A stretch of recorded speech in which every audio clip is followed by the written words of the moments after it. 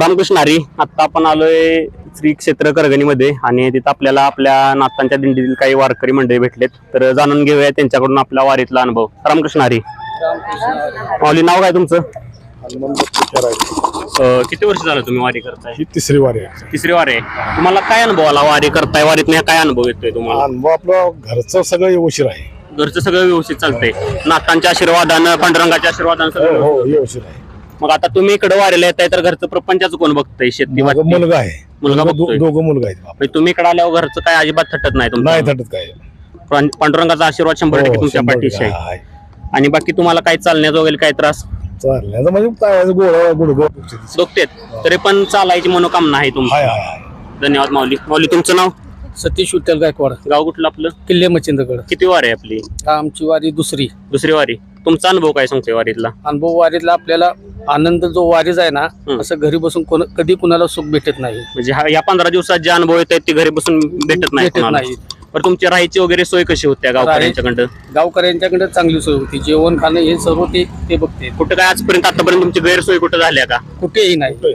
आपली जी या वारीत सगळं नियोजन करते जी ट्रस्टी आहे आपली, म्हणजे नाथ दिंडी सोहळ्याची ट्रस्टी बद्दल काय सांगताल? ट्रस्टी कसे काम करते? ट्रस्टी चांगलं काम करते. ट्रस्टीकडं कुठली काही गैरसोय तुमची आतापर्यंत झाल्या? नाही. ते बिल्ल काढते ट्रस्टी, त्याच्याबद्दल तुम्हाला काय वाटतंय? बिल्ल काढते त्याच्याबद्दल काय सांगाल तुम्ही? काही वारकरी बिल्ल काढत नाहीत. बिल्ल हे आपले लायसन आहे. बर. हे असलं तर आपण वारकरी, हे जर नसलं तर वारकरी हे सोबत नाही.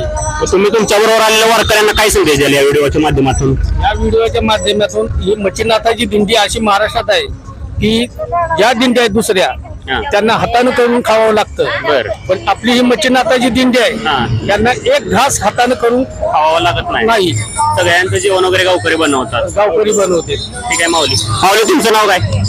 सांगा मावशी. सुगंधा बबन पाटोळे, गाव आपलं? बेरडमाची. किती वर्ष झालं तुम्ही वारी करताय? दुसरं वर्ष आहे. दुसरं वर्ष. तुमचा अनुभव काय सांगतोय वारीतला? हा सोहळा कुठंच मिळणार नाही असा. तुम्ही इकडे येताय, परत घरी आता घरातलं कोण बघतं मग तुम्ही इकडे आल्यावर? आपल्या घरातली बघणारा पांडुरंग आहे.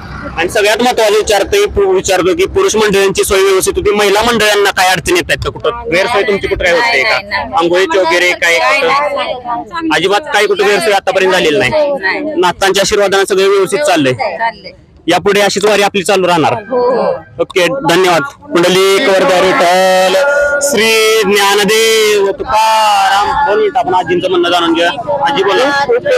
अण्णा होतं का नाही त्यांनी आम्हाला हे मार्ग दाखविला. वडकरांना उपळाळकरांना. गाव कुठलं त्यांचं? उपळाळी. उपळावी. किती वर्ष झाले येत तुम्ही? तरी माणसं आमची 40-45 वर्ष झाले. 45 वर्ष झाली आहेत. तेव्हा ती करून खात होती.